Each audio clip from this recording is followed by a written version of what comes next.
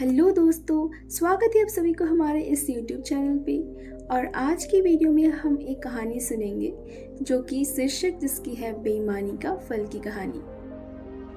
कहते हैं कि ईमान बेचकर जो बेईमान होता है, आज की दुनिया में उसी का सम्मान होता है। यदि आप बेईमानी से पैसे कमा रहे हैं तो ज़रूरी नहीं है कि अमीर बन जाएंगे। इस दुनिया में अमीर से ज़्यादा गरीब रहते हैं। अगर हम भी उन्हीं में से एक रहें तो क्या बिगड़ जाएगा। और अगर अमीर ही बनना है तो ईमानदारी से अमीर बनना चाहिए, ऐसे एक दूसरे से छल कपट और बेईमानी से नहीं। सही तरीके से कमाया गया धन ही असली कमाई है। इंसान की पसीने की कमाई जीवन में फलती फूलती है और बेईमानी से कमाया हुआ पानी के बुलबुले की तरह नष्ट हो जाता है। इंसान तो पैसे के लालच से बदल जाता है, और अगर कुछ लोग बेईमान नहीं होते हैं तो दुनिया में आज इतने लोग गरीब और परेशान नहीं होते। हमें अपने जीवन में एक बात की गांठ बांध लेनी चाहिए कि बेईमानी की कमाई से शक्लें तो संवार सकते हैं, लेकिन नस्लें नहीं।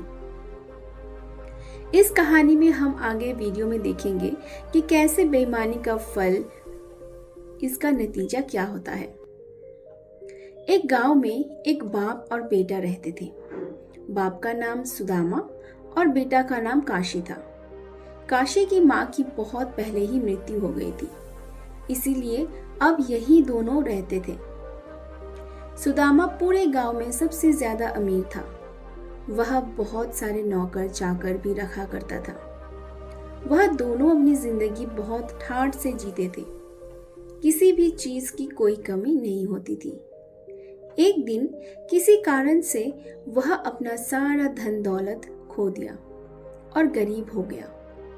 गरीब हो जाने के कारण उसके सभी रिश्तेदार और सारे गांव वाले उसका मजाक उड़ाने लगे। इस पर वह दुखी होकर सोचा, जिस गांव में मैं ठाठ से अपना जीवन जिया करता था, जहां सभी सम्मान और इज्जत किया करते थे, वही आज मेरा मजाक उड़ा रहे हैं।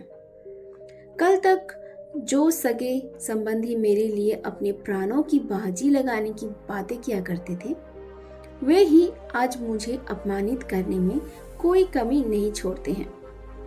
किसी ने सच ही कहा है कि इस दुनिया का सारा प्रेम और अपनापन केवल संपत्ति के कारण ही प्राप्त होता है। एक दिन काशी ने शहर जाके पैसे कमाने के बारे में सोचा, लेकिन उसके पास एक भी रुपया नहीं था कि वह शहर पहुंच सके। वह बहुत उदास हो गया। फिर उसे याद आया कि उसके पूर्वजों के द्वारा बनवाई गई लोहे की एक बहुत विशाल तराजू रखी हुई थी, जिसे उसने अपने वंश की आखिरी निशानी समझकर बचा कर रखा था। काशी ने उस तराजू को अपने एक पड़ोसी के पास गिरवी रख दिया और शहर चला गया। काशी को शहर जाते ही उसको एक अच्छी सी नौकरी मिल गई और उसने मन लगाकर काम करने लगा। भाग्य ने उसका साथ भी दे दिया और 1-2 साल में वह बहुत पैसा कमा लिया। जब वह बहुत पैसा जमा कर लिया तो उसने अपने गांव में ही अपना खुद का एक बिजनेस करने के लिए सोचा और वह शहर से वापस गांव लौट आया। गांव आकर वह उस पड़ोसी के पास गया जिसके पास अपना तराजू गिरवी रखा था। उसने कहा, चाचा जी, भगवान की कृपा से मैं अपना बिजनेस शुरू करने जा रहा हूँ। अब आप अपना ब्याज आदि का हिसाब करके मेरा तराजू मुझे वापस दे दीजिए।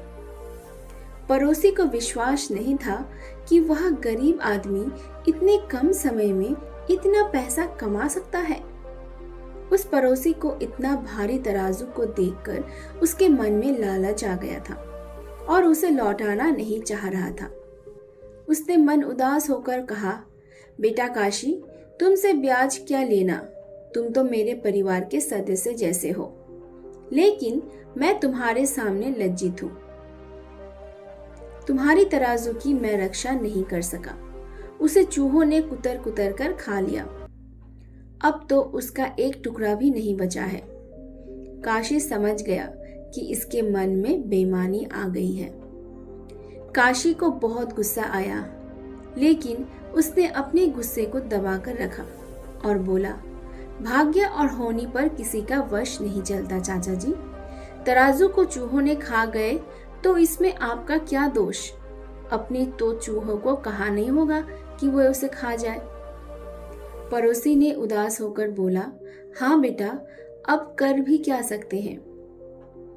काशी ने कुछ देर बाद तक बातें करने के बाद ये कहा, चाचा जी, रामू कहाँ है? मैं नदी में नहाने जा रहा हूँ। उसे नदी में नहाने में बहुत अच्छा लगता है, सोचा उसे भी साथ में ले जाओ। रामू उस पड़ोसी का बेटा था और वह काशी का बहुत अच्छा दोस्त भी था। उस पड़ोसी ने अपने बेटे रामू को बुलाया और काशी के साथ नदी में नहाने के लिए भेज दिया। काशी और रामू नदी में नहाने के लिए चल दिए।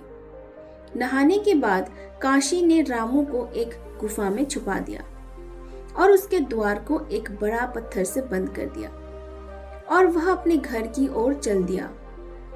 काशी को अकेला आया देखकर पड़ोसी डर गया और बोला, बेटा रामू कहाँ है? काशी उदास होकर बोला, चाचा जी, मुझे माफ कर दीजिए, मैं रामू को बचा नहीं पाया। मैं नदी में नहा रहा था और रामू नदी के किनारे बैठा हुआ था कि एक चील आई और उसे लेकर उड़ गई। मैं बहुत दूर तक उसके पीछे दौड़ा, लेकिन वह इतना तेज उड़ रही थी कि मैं उसका पीछा नहीं कर पाया। पड़ोसी गुस्से में बोला, अरे ओ झूठे, तूने मेरे बेटे के साथ क्या किया? क्या चील इतने बड़े लड़के को लेकर उड़ सकती है?